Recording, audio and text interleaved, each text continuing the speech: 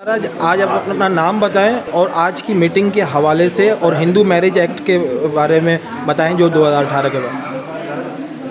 ओम श्री गणेशाय नमः। गोस्वामी विजय कुमार गिर महाराज, दरियालाल मंदिर, कस्टम हाउस। जैसे कि आज हमें यहाँ दावत दी गई महाराज पंडित की रजिस्ट्रेशन के लिए, और हमें यहाँ बताया गया कि हिंदू लॉ मैरिज एक्ट पास हो चुका है।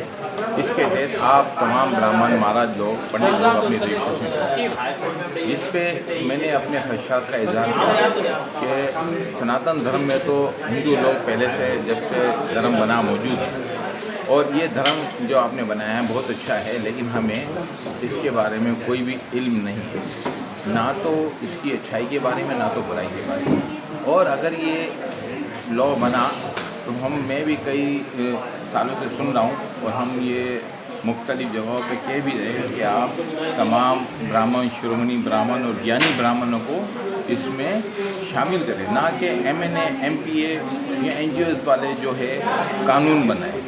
ये उनका काम जो है पार्लियामेंट का, वो अपना पार्लियामेंट का काम करे। अगर वो महाराजों का धर्मी काम करेंगे तो वो महाराजों से करेंगे। जिस तरीके से आप रुएत एहलाल कमेटी का चांद देखने के लिए MNA, MPA नहीं जाता, वहाँ पे उल्मा को भेजा जाता है। तो यहाँ भी माफ़ कीजिएगा, ये मुझे शिकायत भी है, और हमसे कहा गया कि आप बन गए, आप क्या करेंगे, तो अब हम भुगतेंगे। लेकिन इस बात पे हमें एतराज़ात है। मैं इस कानून की अच्छाइयाँ बुराई भी तो बात ही नहीं कर सकता, क्योंकि मैंने तो ना देखा है, ना पढ़ा है, ना ही हमसे राय ली है। तो ये तमाम पाकिस्तान के महाराजों को साथ लेकर इस कानून, जो कि हमारा प्राचीन कानून, हमारे धर्म वेद शास्त्र में शादी किस तरीके से की जाती है, तलाक किस तरीके से होती है, विवाह का क्या है, बच्ची को कितना देना, हर चीज़ मौजूद है।